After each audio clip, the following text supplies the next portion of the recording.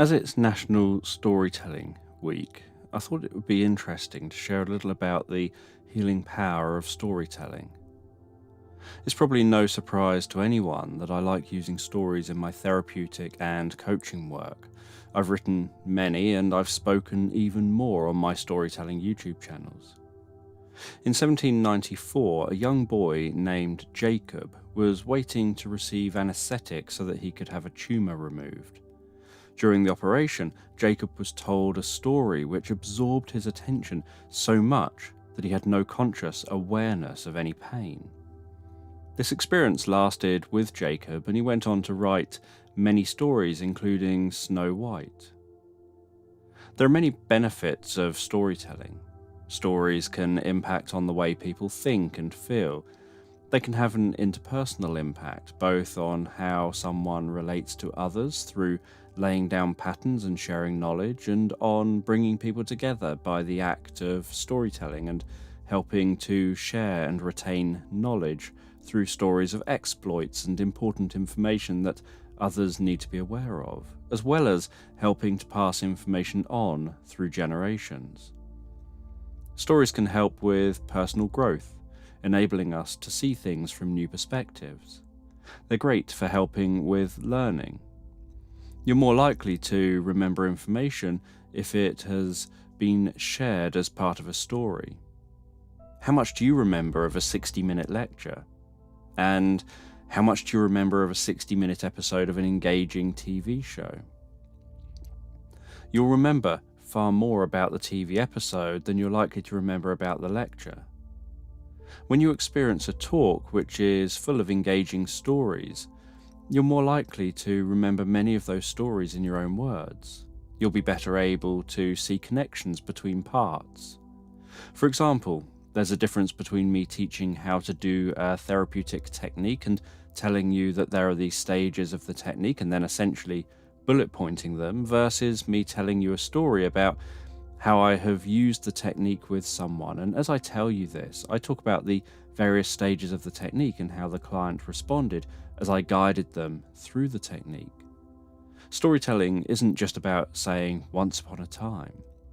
It can be giving an example to an interviewee to stimulate their thinking when they're struggling to answer a job interview question.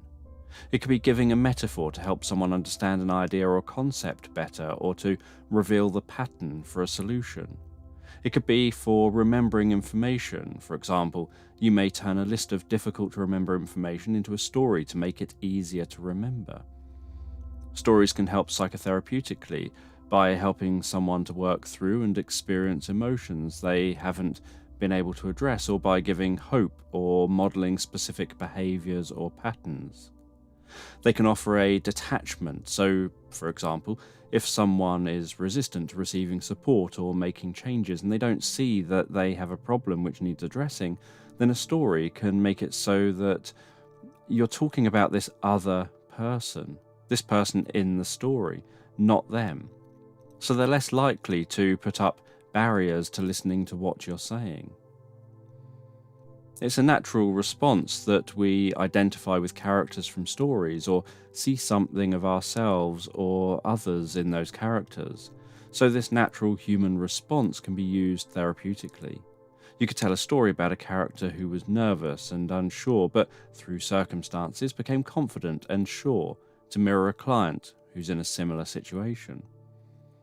You could tell a story about a character climbing a mountain, struggling, wanting to give up, perhaps stopping from time to time for breaks, but eventually making it to the top and being able to see the view from the top, see how far they've come, what they've achieved, those points they've struggled and stopped for breaks, etc., as a way of helping a client who lacks motivation to do what they need to do to overcome their problem and stay problem-free.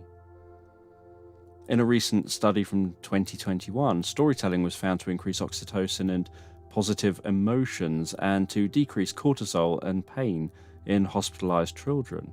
The research found that children who had sessions with a storyteller had increased oxytocin and decreased cortisol 30 minutes after the session.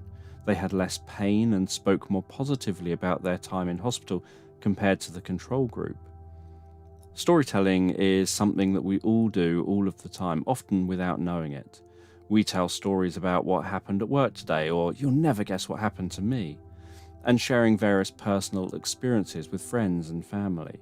We instinctively try to help others by sharing anecdotes and stories of how others found solutions. Someone says they're struggling to find a job, and the friend they're talking to may say, "Do you know so and so? They were struggling to find a job and ended up joining this website, and within weeks, someone contacted them and offered them a job." The person isn't being directly told, "You need to sign up to this website." They're having the idea suggested to them indirectly. This reduces the chances of them feeling like someone's trying to tell them what they should do. At the very least, it suggests that there could be helpful websites similar to the one mentioned, and so the person may look to see what websites are out there that they previously wouldn't have thought to look at. There are many benefits to storytelling, and humans seem to almost be hardwired to love a good story, and with our upbringings, where most people grow up being told engaging stories, just hearing words like "once upon a time" or any other familiar start to a story or storytelling tone of voice can instantly transport us back into that state of mind of listening to someone tell us stories. Starting to tell a story is probably one of the oldest hypnotic techniques that is instantly trance-inducing. Do you prefer to be the storyteller or the story listener? What story has had the greatest impact on you and why?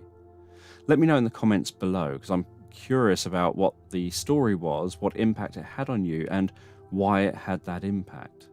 Thank you for watching.